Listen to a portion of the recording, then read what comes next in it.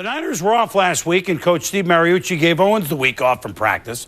Our Andrea Kramer spent time with him at his Atlanta home and discovered why it may be easier to cover him on the field than to understand Owens as a person.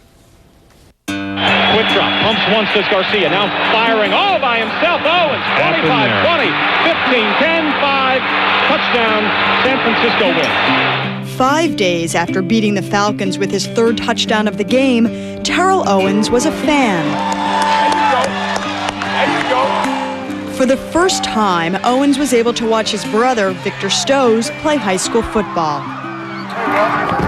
Love you, man. Love you, way hard, man. My brother, it really dawned on me how much I really mean to him is when he came in the house and he had his jersey in his hand and he had number 81. I just came upstairs and I just said, wow, I'm special to my family.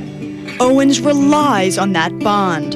When he was suspended last season after the celebration in Dallas, he immediately flew home to Alabama, leaving others to debate his actions. Some of the words used to describe you: loner, distrustful, moody, volatile, immature.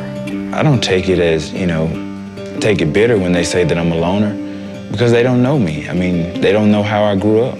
Owens grew up in Alexander City, Alabama. His mother worked 2 jobs while raising 4 children. So when Terrell was 7, he moved in with his grandmother, Alice Black. It wasn't the roughest neighborhood. It wasn't, anything, it wasn't living dangerously. But my grandmother, she made it hard for me. She was so strict just by the way she was raised, so she felt like we had to be raised the same way. Like how? How was she strict with you? I mean, I couldn't even go across the yard. I mean, even on a Saturday morning, some of my friends, they'd be across the street playing basketball. I mean, I could see them from the driveway, but I couldn't go over there. If Owens disobeyed his grandmother, he received, to use his words, the worst whoopings anyone could imagine. His was a childhood of isolation and early bedtimes. I laid there in the bed, hearing everybody still outside playing, and that was hard for me. And I laid there sometimes, I cried like, why can't I go outside and play? I mean, everybody else is still outside playing. How difficult was it for you with other kids? Because you were a skinny guy, you were a dark-skinned kid. I got teased a lot, got picked on a lot.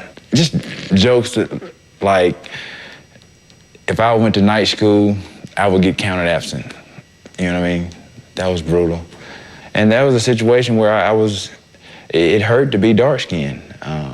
It was a situation where I knew I couldn't get a girlfriend just for the fact that I was dark-skinned. When he was about 11, a crush on a neighborhood girl led to more pain and a stunning revelation about the identity of his biological father, who actually lived down the street, but Terrell never knew it. He had 4 girls of his own, and, growing up, girls in the neighborhood, I started liking one of my sisters. And there came a point to where he found that out, and he felt that was the time to tell me. The pain of Owens' childhood was deepened by a lack of affection from his grandmother. That's what I missed growing up. I wasn't shared growing up, was her telling me that she loved me. I don't think she's ever told me that. That's just how it was. Still, Owens' devotion to his grandmother is unwavering. He carries a photo of her in his backpack and looks at it for motivation before every game. How much does your grandma mean to you now? She means a lot to me. I think,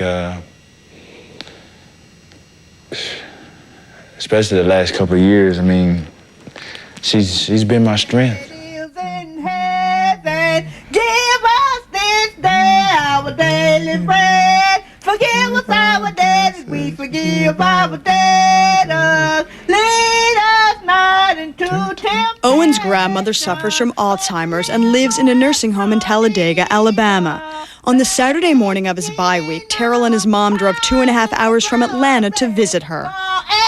Forever. Amen, amen, amen. Woo! Man, you saying that one good. There's Charles Travinsky, there's Tasha, and whatever the. What his name? You can't hardly. That's me. Oh, sure is you. What's your name? You know who I am. What's your name? Tell me your name. You tell me. Just think a little bit. You Terrell. Yeah, Terrell. While this was a good day for his grandmother, Owens realizes that this will likely be his last visit before the end of the season. I have to be a realist to understand that there's going to be one day that I may get some news, but that you know, she's no longer with me. But I try not to think about that. I just try to enjoy the good moments. I just try to enjoy the moments that I'm with her. And you know, even when I'm at practice, sometimes I just go off to the side and sometimes I think about her. What are you thinking about that makes you so emotional? Just the thought of losing her.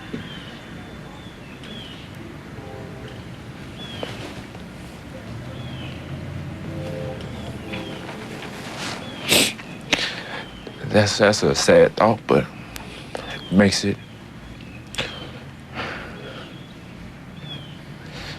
me appreciate everything that she's done.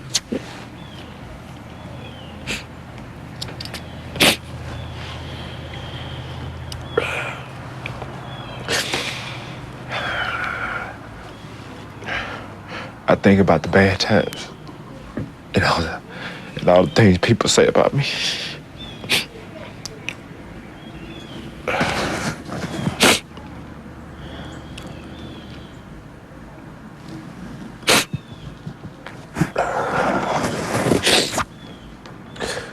But just to see a smile on her face makes it easier for me to cope with.